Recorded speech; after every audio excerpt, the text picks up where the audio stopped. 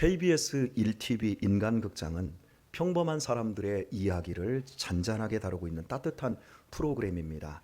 2000년 5월 첫 방송을 시작으로 24년 가까운 세월 동안 몇몇 작품은 많은 사람들의 기억과 가슴에 남아 있습니다. 맨발의 기봉이, 니마 그 강을 건너지 마시오, 달려라 내 아들과 함께, 2000년 7월 방영된 산골소녀 영자는 폭발적 반향을 불러일으키며 인간극장을 단숨에 인기 프로그램 반열에 올려놓았습니다. 보여주세요. 당시 19세인 이영자 씨는 전기도 들어오지 않는 강원도 삼척의 오지의 사무국에서 아버지와 단둘이 화전을 일구며 약초 캐기만으로 살아가던 순박하고 천진한 시골 산골 소녀였습니다. 때묻지 않은 산골 소녀를 문명의 이기에 젖고 탐심에 때묻은 도시인들에게 보여주자는 취지는 좋았습니다. 전기를 끌어오고 컴퓨터를 설치하고 이동통신업체는 산골 소녀를 광고에 출연시켰습니다. 산골에서 휴대전화는 그야말로 문명의 이기였습니다. 소녀는 친척과 전화하며 기쁨을 감추지 못했고, 친구들이 이 안에 있다고 자랑할 때 아버지는 문명과 만나는 딸을 걱정하는 표정이 역력했습니다. TV 출연과 광고로 인해 순수한 소녀는 일약 유명이 되었으며 동시에 그녀를 돕겠다는 후원 클럽이 결성됩니다. 바로 그들의 주선으로 소녀는 정겨운 오지 사무국을 떠나 아스팔트와 시멘트 숲으로 덮인 서울로 올라옵니다. 여기까지가 그녀의 행복이었습니다. 대학교까지 보내주기로 한 후원회장의 집에서 그녀는 제대로 된 보호와 교육은커녕 오히려 인간 이하의 취급을 당하며 후원금과 광고료 수입을 착취당했습니다. 그녀가 서울로 올라가 학대를 받던 사이 홀로 산골에 있던 소녀의 아버지는 강도의 칼에 찔려 살해를 당합니다. 후원금과 광고료가 많이 있을 것으로 예상한 강도의 소행이었지만 돈은 12만 4천 원 뿐이었습니다. 이 끔찍한 일을 겪은 후 소녀는 도시가 무섭다며 사람들이 무섭다며 사람 만나기를 꺼리게 되었고 결국은 여승이 되었습니다. 이 소녀가 알량한 문명과 조우하지 않았다면 부녀는 산골에 묻혀 도란도란 살았을 것입니다. 이영자 씨를 처음 세상에 알렸던 사진작가 이진우 씨는 그녀의 행복을 방해했다며 자책하는 글을 남겼습니다. 그가 한겨레 신문 칼럼을 통해 영자를 처음 만난 것은 1997년 영자가 15살 때였고 문제는 그때부터였다며, 사랑에 굶주린 도예지의 사람들은 그 모습에 열광하며 무방비의 그 아이를 소비하기 시작했다고 지적을 했습니다. 이진우 씨는 결국 우리들은 그녀에게 독을 선물한 꼴이 되었다며 그녀를 풀처럼 삼척 사무국 고향집 그곳에 그대로 뒀어야 했는데 자신이 뽑아내버렸다고 장탄식을 했습니다. 도시가 그렇게 좋은 것이 아니더라는 것이지요. 이제 오늘 본문으로 들어오겠습니다. 예수님께서는 날 때부터 소경된 거린을 침뱉은 진흙을 눈에 발라주고 실로암으로 보내 눈을 뜨게 해주셨습니다. 그가 태어나서 처음으로 세상을 보았습니다. 소리로만 이해하던 세상을 직접 보게 된 것입니다. 그가 처음으로 눈을 떠서 마주한 세상은 지금까지 자기가 마음속으로 꿈꿔왔던 세상과는 너무나도 달랐습니다. 자신이 눈을 뜨기 전까지는 자기만 문제이고 모든 사람은 문제없이 사는 줄 알았습니다. 그러나 그가 직접 눈을 뜨고 만난 사람들은 너무나도 실망스러웠습니다. 그가 평소에 존경하던 사람들은 대화가 전혀 통하지 않을 정도로 경직되어 있는 자들이었습니다. 그들은 나면서부터 어른이 되기까지 앞을 보지 못한 이 불행했던 소경이 눈을 떴는데도 기뻐하지를 않습니다. 이게 얼마나 기쁜 일입니까? 한 형제가 흑암의 고통에서 건짐을 받았다는 사실에 대해 기뻐하고 즐거워해야 하지 않겠습니까? 그런데 전혀 즐거워하지 않습니다. 다만 그들은 소경이 눈이 뜨지 말아야 하는데 눈을 뜬 것처럼 그를 신문하고 몰아세웠습니다. 유대인들은 그를 몇 번씩이나 신문하고 또 그의 부모를 불러서 또 신문하고 그것도 모자라서 대질신문까지 했습니다. 결국 눈뜬 사람이 선택할 수 있는 길은 다시 소경이 되든지 아니면 자기를 눈뜨게 해준 예수님을 안식일을 범한 죄인이라고 고백하는 것뿐이었습니다. 그는 눈을 떴기 때문에 심한 핍박을 받게 되었습니다.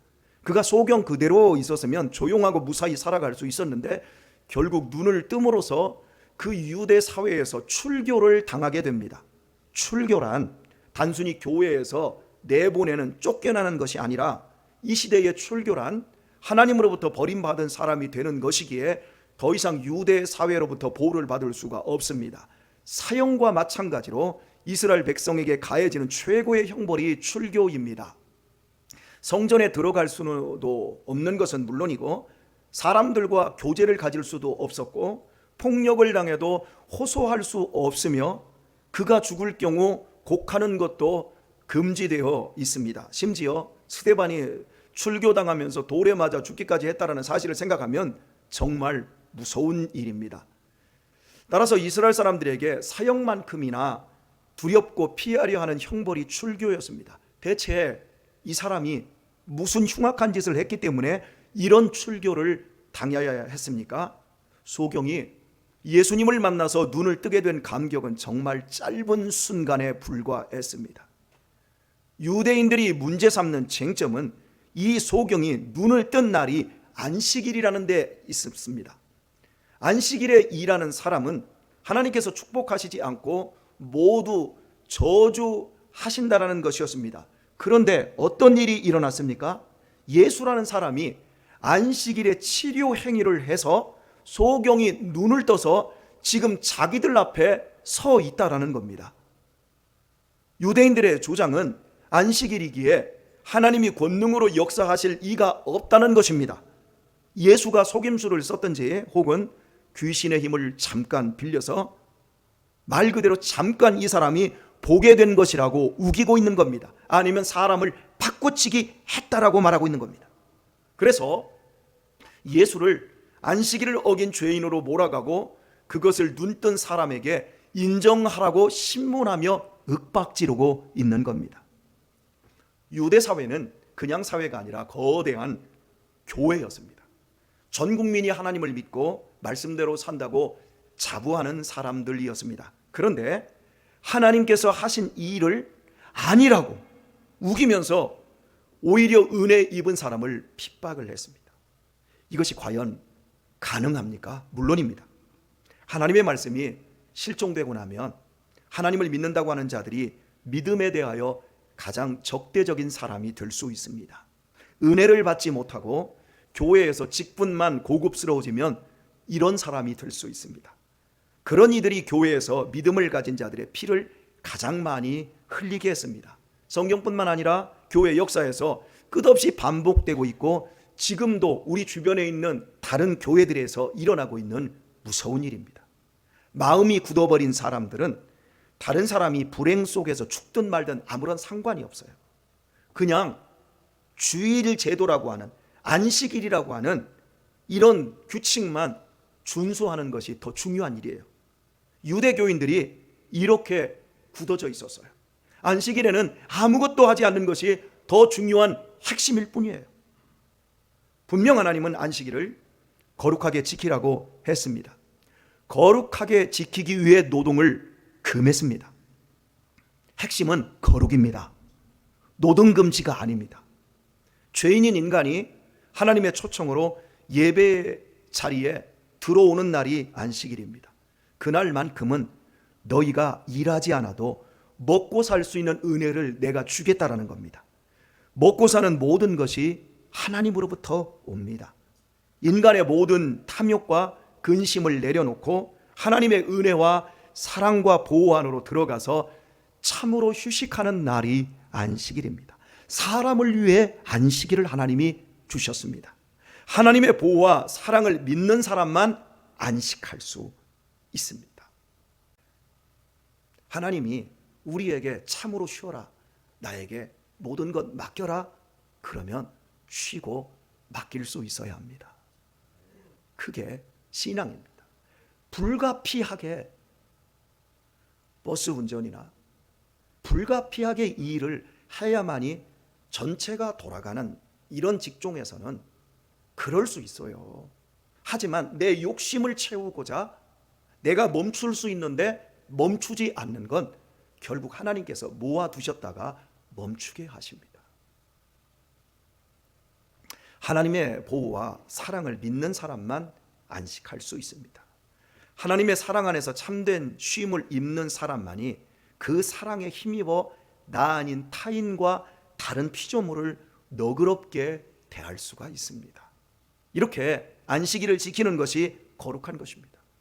이 일을 않는 것이 거룩한 것이 아니라 내 욕심과 내 불안을 내려놓고 하나님의 사랑을 믿기에 내가 멈추는 것, 그리고 그 안에서 진짜 안식할 때 사람은 타인에게도 사랑을 베풀 줄 아는 넉넉한 사람이 되는 겁니다. 이게 거룩한 겁니다. 아셨으면 아멘. 예. 그러므로 안식일의 핵심은 하나님의 사랑을 믿는 것이고 또 그 사랑을 실천하는 데에 있습니다. 하지만 유대인들은 사랑은 잃어버리고 일하지 않는 규칙만 붙들었어요. 사랑이 없는 법은 사람을 억압하는 대로 갑니다. 그 결과 안식일은 사람을 쉬게 하는 날이 아니라 더욱 피곤하게 하는 날이 되었습니다. 쉼이라고 하는 것은 소극적인 차원과 적극적인 차원이 있습니다. 이 일을 하지 않는 것은 소극적인 차원입니다. 그러나 노동을 멈추고 내가 기쁨으로 하고 싶은 일을 하는 적극적인 쉼도 있다는 걸 여러분 아십니다.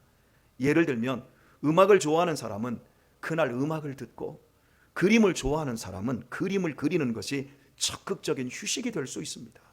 나보다 불쌍하고 고통스러운 사람들을 찾아가 그들을 위로하고 격려하는 것도 마음의 크나큰 휴식이 됩니다. 주일 예배 드리고 오후에 요양원이나 혼자 계신 부모님을 방문한다면 자식으로서 마음에 좋은 휴식이 되지 않겠습니까? 휴식이란 영어 단어가 프레시민트로서 껌 아니에요. 다 껌으로 하시죠? 예, 프레시민트, 소생하고 힘을 다시 키운다는 뜻이에요. 이렇게 좋은 뜻이에요, 휴식이.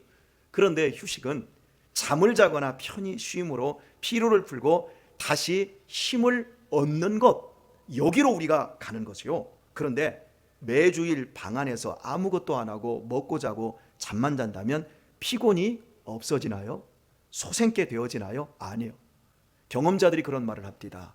더 피곤해진다고. 월요일 날 더 피곤하다, 이렇게 얘기를 해요. 인간은 동물이 아닌 영적 존재입니다. 마음의 피로를 풀어야 하고 마음이 소생되어야 합니다. 육체의 피로보다 더 무서운 건 마음의 피로고, 육체가 소생하는 것보다 마음이 더 빨리 소생되어야 합니다. 이것을 하려면 사람은 하나님의 말씀을 먹어야 되고 하나님의 사랑으로 내 마음과 영혼을 채울 수 있어야 합니다. 그래서 크리스찬은 하나님을 예배해야 하며 하나님을 믿는 사람들과 선한 사역들을 함께 할 수 있어야 합니다. 그때 영혼의 쉼을 얻고 참으로 마음과 영혼이 소성케 됨을 경험하지 않습니까? 그래서 여러분들이 주일날에 와서 봉사하고 이게 얼마나 지치고 힘들어요? 그런데 여러분들 살아온 날들을 한번 보세요. 이렇게 20년, 30년, 50년 신앙생활을 하면서 이렇게 규칙적으로 살아온 여러분들이 하는 말, 우리는 주일에도 겁나게 일을 하는데 하나도 안 피곤해. 그 고백을 하잖아요. 바로 우리의 마음과 영혼이 프레시민트 되는 거예요. 할렐루야. 옆 사람한테 한번 프레시민트 한번 발음하세요. 껌 한 통 사줄게. 김경선 권사님 껌 한 통 사주세요. 프레시민트 아셨어요? 네. 자, 하지만 유대 사회는 안식일을 소극적 차원으로만 국한시켜서 사람들을 억압한 거예요. 결국 안식일이 사람을 위해 있지 않고 사람의 쉼과 자유와 행복을 제한하는 대로 가버렸어요. 그리고 끝내 누가 일하나, 누가 안식일을 어기나 감시 체제가 확립되어 버린 거예요. 결국은 사람을 죽여버리는 데까지 이른 거예요. 무서운 거죠. 우리가 예수님을 믿는 게 얼마나 좋은 일입니까? 얼마나 행복한 일입니까? 얼마나 복된 일입니까? 아멘들을 하나네. 예? 이게 얼마나 좋아요? 근데 우리가 자녀들에게 이걸 가르쳐야 되는데 참 힘들어요. 막 억압하고 막 이러다 보면 자녀들이 주일이 프레시민트를 스트레스 받는 날로 알아. 난 주일이 제발 안 왔으면 좋겠다. 나 이 다음에 독립하면 난 그때부터는 신앙생활 안 해. 왜요? 참 이게 힘든 거예요. 유대인들의 논리대로라면 소경은 절대 안식일에는 눈을 뜨면 안 됩니다. 그동안 유지되어 온 질서대로 안식일에는 아무것도 일을 안 해야 되는데 아무것도 일을 않는 그 속에는 어떤 좋은 일도 어떤 선한 일도 일어나지 않아야 되는 거예요. 소경은 소경대로 그냥 있어야 돼요. 안진뱅이는 그냥 안진뱅이로 있어야 돼요. 가난한 사람은 가난한 채 있어야 되고 아픈 사람은 아픈 채로 그냥 있어야 돼요. 그날에는 절대 치유와 기적이 일어나면 안 되는 거예요. 그날에는 하나님의 복이 임하면 안 되는 날로 바뀌어버린 거예요. 하나님께서 천지를 창조하시고 나서 일곱째 날 딱 쉬시면서 딱 하시는 말, 그날을 내가 복 있는 날로 정했다 이렇게 말하거든요. 그런데 안식일이 예수님 시대에 와서 오히려 복을 못 받는 날로 규정해버린 거예요. 그날은 하나님의 복이 임하면 안 됩니다. 안식일에는 그냥 아무 일도 하지 않고 예배만 드리면 되는 거예요. 이런 멍텅구리 종교가 어디 있습니까? 주 안에서 사랑하는 우리 교회 여러분, 월화 수목 금 토일 그 일주일 중에 언제 기적이 가장 확실하게 일어나야 할까요? 대답해 보세요. 월요일이에요, 토요일이에요, 주일이에요. 언제 기적이 확실하게 일어나야 될까요? 자, 여기 아프신 분들, 언제 여러분이 정말 죽을 병에 걸렸다고 해봅시다. 그러면 언제 치유가 가장 강력하게 일어나야 할까요? 자신이 없어요. 자, 여러분에게 지금 복이 필요해요. 그러면 이 복이 언제 가장 많이 주어져야 할까요? 그렇게 자신 없어요? 주일 아닌가요? 예. 그런데 회사는 여간해서 안 빠지면서 교회는 병든 옥수수 이빨처럼 빠지는 이유는 뭘까요? 예? 회사 업무는 죽도록 충성하면서 교회 일은 신선 노름처럼 하려는 이유는 뭘까요? 유대인들처럼 형식주의자가 되어 있는 거예요. 언제 우리가 사랑을 제일 많이 해야 될까요? 언제 하나님께서 가장 크게 역사하실까요? 주님의 말씀을 확인합니다. 두세 사람이 내 이름으로 모인 중에 내가 함께 하겠다. 너희가 구하는 것마다 내가 다 들어주겠다. 너희가 서로 사랑하면 내 제자가 되리라. 예수님의 말씀이에요. 우리가 이렇게 예배로 모일 때 주님이 여기 함께 하십니다. 우리가 주님의 이름으로 셀 모임할 때, 그리고 함께 기도 제목을 나눌 때 어떨까요? 주님이 거기에 임재하고 우리의 기도를 듣고 계십니다. 우리는 주님의 이름으로 지금 여기 모였고 주님 안에서 예배하고 있습니다. 그렇다면 이것을 무엇으로 해야 될까요? 형식으로 해야 될까요? 매주 매달 해야 하는 규정으로 해야 될까요? 아니면 사랑으로 해야 될까요? 사랑입니다. 규정이 아닙니다. 한 달 되었으니까 그냥 모이는 게 아닙니다. 사랑으로 해야 됩니다. 사랑으로 예배해야 되고, 사랑으로 밥 먹고, 사랑으로 모이고, 사랑으로 차 마시고, 사랑으로 말하고, 사랑으로 교제해야 합니다. 왜? 안식일에 하나님이 우리에게 당신의 사랑을 보이시기로 하셨고, 우리를 통해서 관통한 그 사랑이 흘러가게 하게 하시는 것, 그것이 거룩의 핵심이기 때문입니다. 그러니까 사랑으로 교제해야 합니다. 바로 그때 제일 많이 복을 받습니다. 서로를 격려하고 서로를 사랑할 때 치유가 일어나고 삶은 기적이 됩니다. 그래서 성경은 우리에게 말세의 마지막 때에 모이기를 펴야하는 어떤 사람들의 습관과 같이 하지 말고 이렇게 말해요. 더욱 그날이 가까울수록 모이고 사랑하라 말하고 있어요. 지금 오늘 또 셀 모임을 합니다. 여러분 이 다음에 보십시오. 제가 여러분에게 말씀드립니다. 앞으로 10년 후에 지금 셀 모임을 하는 우리 성도님들의 삶을 여러분이 10년 후에, 여기 학생들, 우리 청년들 10년 후에 지금 열심히 하시는 분들이 누군가를 여러분이 보시고 지금 뺀질거리는 사람들이 어떤 분인가를 보세요. 그리고 10년 후에 이분들의 삶이 어떤 복을 받았는가 여러분이 확인을 해보세요. 제가 그때까지 목회를 이곳에서 하고 있다 그러면 제가 확인시켜 줄 겁니다. 우연은 없어요. 심은대로 거둬요. 소경에서 눈뜬 사람은 자신이 존경하는 랍비들로부터 신문을 받았고 부모에게도 버림을 받았습니다. 부모도 그를 모르겠다고 했어요. 부모는 그가 다 컸으니까 그에게 직접 물어보라고 하면서 외면을 했어요. 그는 자기가 은혜 받은 것에 대하여 가장 기뻐할 줄 알았던 부모들로부터 외면을 받았습니다. 안식일법을 곡해한 사람들로 인해 곡해한 사회 때문에 사랑과 신뢰가 가장 견고한 사이까지 벌려놓고 말았어요. 참으로 비정한 일입니다. 하나님의 사랑을 말하면서도 하나님의 사랑이 없는 곳에는 언제나 형식과 규정과 껍데기만 남습니다. 그래서 잘못된 종교는 영혼을 마비시키고 사랑하는 사람들과의 관계를 다 파탄나게 합니다. 가정을 파탄나게 하는 종교는 절대 여러분 다 사입이라고 여기시면 돼요. 다 사람의 관계를 이간질하고 사람의 관계를 다 파탄나게 하는 그런 사람들은 하나님의 사람이 아니라는 걸 여러분이 꼭 기억을 하셔야 돼요. 사랑입니다, 핵심. 우리는 오병이의 사건을 너무나 잘 알고 있습니다. 주님께서 빵 5개와 생선 2토막으로 여자와 아이들을 포함하여 최소한 2만 명 이상을 먹이신 기적의 대사건이지요. 이 기적이 우리에게 강조하고자 하는 것은 그처럼 엄청난 사람들이 배불리 먹을 수 있었던 빵과 생선의 양에 있지 않습니다. 그곳에 있었던 인파의 숫자에 있지 않습니다. 바로 예수님의 사랑입니다. 황량한 벌판 위에서 먹을 것 없이 기진해 있는 무리를 주님께서는 불쌍히 여기셨습니다.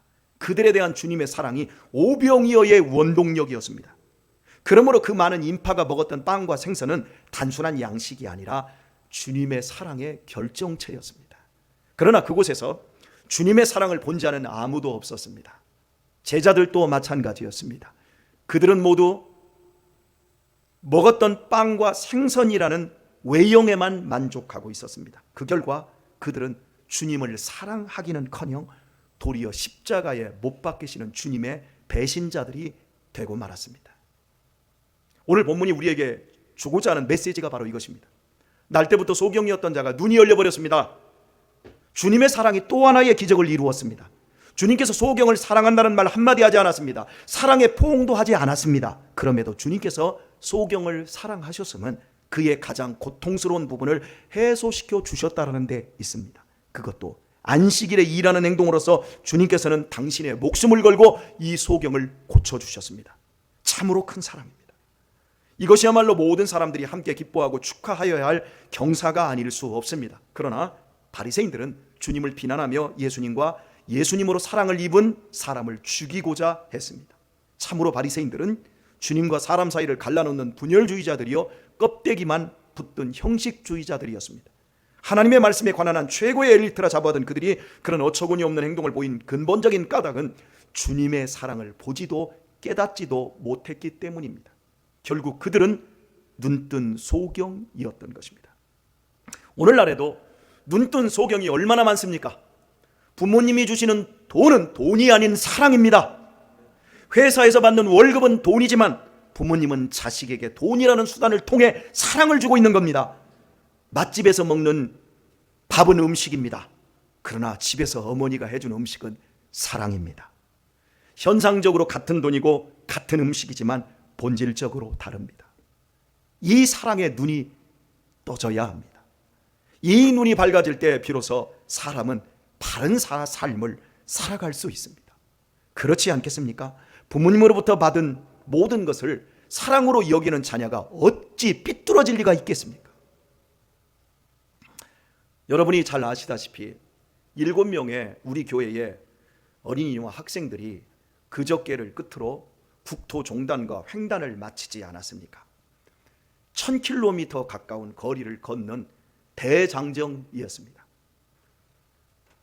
차도를 걸어야 되기 때문에 참으로 주님의 크신 은혜와 보호가 있었던 것입니다. 그날 국토종단과 횡단을 마치는 그날 집에 돌아왔는데 금요일 저녁이었어요. 함께 갔던 고등학교 2학년 때 함께 동참하기 시작해서 이제 대학에 들어가는 최순주 청년으로부터 카톡을 통해 5만 원권 도서 상품권과 함께 이런 메시지가 왔습니다. 본인의 허락을 받고 공개합니다. 이 교회 안에서 목사님 덕분에 많은 것을 배우며 경험할 수 있었습니다. 국토종단과 횡단, 목사님께서 가장 힘드셨을 텐데 다치지 않게 잘 인도해 주셔서 감사했습니다. 항상 존경하며 많은 것을 배워갑니다. 그래서 저는 이런 답신을 보냈습니다. 고맙다. 물결 2개. 학생이 뭔 돈이 있다고. 큰 마음으로 받으마. 수고 많았어. 순조가 무진장 자랑스럽구나. 그리고 순조 청년으로부터 다시 이런 메시지가 왔습니다. 제가 받은 만큼 목사님께 드리고 싶어서요. 내일 뵙겠습니다. 감사합니다. 여러분, 순조 청년이 저에게 받은 만큼 목사님께 돌려드리고 싶다고 했는데 과연 저에게 받은 것이 무엇일까요? 순조 청년이 이 교회 안에서 목사님 덕분에 많은 것을 배우며 경험했다라고 하는데 과연 그것이 무엇일까요? 사랑입니다. 저는 사랑한다라는 말 한마디 순조 청년에게 건넨 적이 없습니다. 사랑의 선물을 준 적도 없고 사랑의 포옹을 해본 적도 없습니다. 그저 오랜 시간 함께 걷고 함께 밥 먹고 함께 땀 흘리며 함께 고통을 함께하며 앞에서 묵묵히 걸었을 뿐입니다. 때로는 도로에서 위험한 행동을 할 때 주의를 주고 주저앉고자 할 때 큰 소리로 윽박지르기까지 했습니다. 그런데 순조 청년은 이런 저에게서 사랑을 보았습니다. 그의 눈이 사랑을 볼 줄 아는 눈으로 밝아진 것입니다. 나의 이기적인 내면을 넘어 밖으로 타인을 이해하고 사랑하는 눈이 뜨여져 가고 있는 순조 청년이라고 한다면 앞으로 어떤 난관이 있다 한들 하나님을 신뢰하고 사랑하는 믿음으로 능히 헤쳐나갈 것은 자명합니다. 왜냐하면 하나님은 사랑 속에서 당신의 사랑을 신뢰하고 의지하는 사람에게 능력을 나타내어 주시기 때문입니다. 오늘의 말씀을 맺겠습니다. 그리스도를 믿지 않는 사람들 우리는 불신자라고 합니다. 그러나 간과해서는 안 되는 불신자들이 있습니다. 말씀을 들었고 오랫동안 신앙의 테두리 안에 있지만 하나님의 주권을 인정하지 않고 자기의 판단을 믿으며 자기 이기심을 주인으로 모신 자들이 불신자들입니다. 자기 세계에 꽉 갇혀 있는 굳어져 있는 사람들이 바로 불신자들입니다. 그들은 하나님을 믿는 것이 아니라 기독교적인 몇 가지 원칙만을 믿습니다. 그리고 거기에 맞지 않으면 하나님도 이겨먹고 주변의 사람들을 다치게 합니다. 이것보다 더 무서운 병이 없습니다. 등잔빛이 어둡다고 모든 복을 가로막고 있고 스스로 자신의 인생을 어둡게 만들고 있기 때문입니다. 교우 여러분, 우리 이 시간 나 자신을 살펴보십시다. 나는 믿어서 다른 사람들에게 가까이 하기엔 먼 사람이 되어가고 있습니까? 아니면 가까이 하고 싶은 사람이 되어가고 있습니까? 나는 타인들이 좋아하는 사람이 되어가고 있습니까? 싫어하는 사람이 되어가고 있습니까? 나는 까칠한 사람이 되어가고 있습니까? 아니면 너그러운 사람이 되어가고 있습니까? 나는 지금 차가운 사람이 되어가고 있습니까? 아니면 따뜻한 사람이 되어가고 있습니까? 나나 셀 모임에 빠져도 그만인 사람입니까? 아니면 야 네가 셀 모임에서 빠지면 어떻게 하니? 이런 사람이 되어가고 있습니까?